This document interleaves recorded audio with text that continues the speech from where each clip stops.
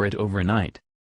President Donald Trump was recently presented with an incredible surprise of who could be paying for one of his most important and expensive campaign promises when Texas Senator Ted Cruz proposed a bill to use $14 billion seized from notorious drug lord Joaquin El Chapo Guzman.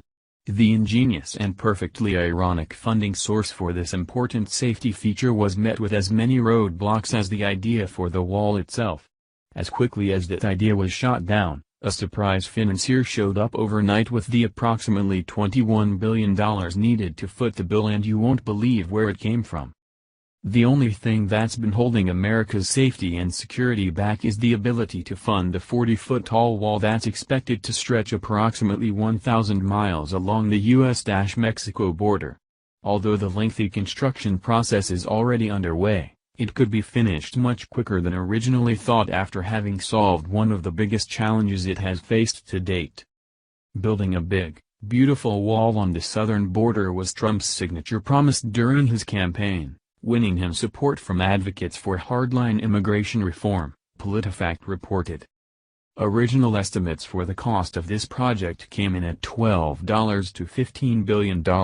However, Bernstein Research, who calculates total building cost, believes it could actually come in somewhere around $15 billion to $25 billion.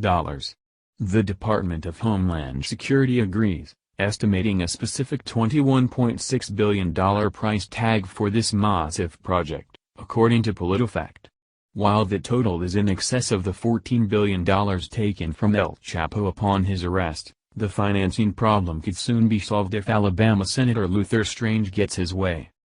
Strange went on Fox News' Tucker Carlson to discuss his idea of where this much-needed wad of cash could come from right now, and it's as ironic as using drug money to pay for it.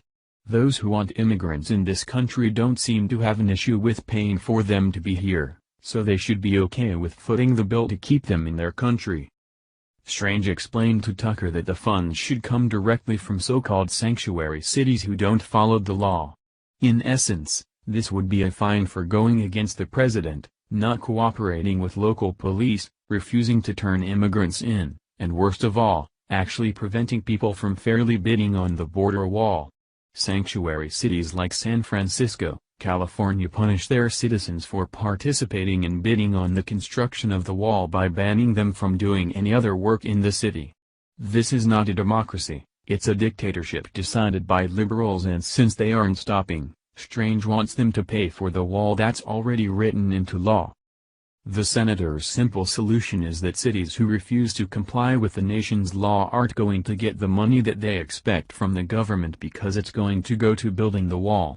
It makes perfect sense to not reward bad behavior with cash that could be used to ensure the rule of law which our nation is built on. Sanctuary cities don't make their own rules and can't expect other people to pay for it when it goes against what the president has already set. Rather than defunding these defiant cities, divert the funding and let their laws be the country's gain. Along this same line of logic that Strange presented, costs of this wall could also be met if America stopped or slowed the flow of funding to Mexico.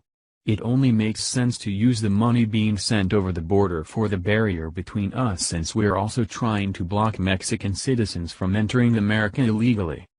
This isn't about keeping good people out and prevent people from wanting to seek a better life and the American dream, it's only about preventing those from entering the wrong way and wreaking havoc, compromising citizens' safety, and sapping off our resources. If it's important to become a law-abiding American citizen and reap the rewards of living in this country, there's an immigration to follow to prove those intentions.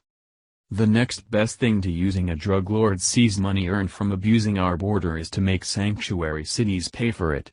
They can't make their own laws to harm people and force other people to pay for it too. Thank you for watching this video. What do you think about this? Share this on Facebook and Twitter along with your comments.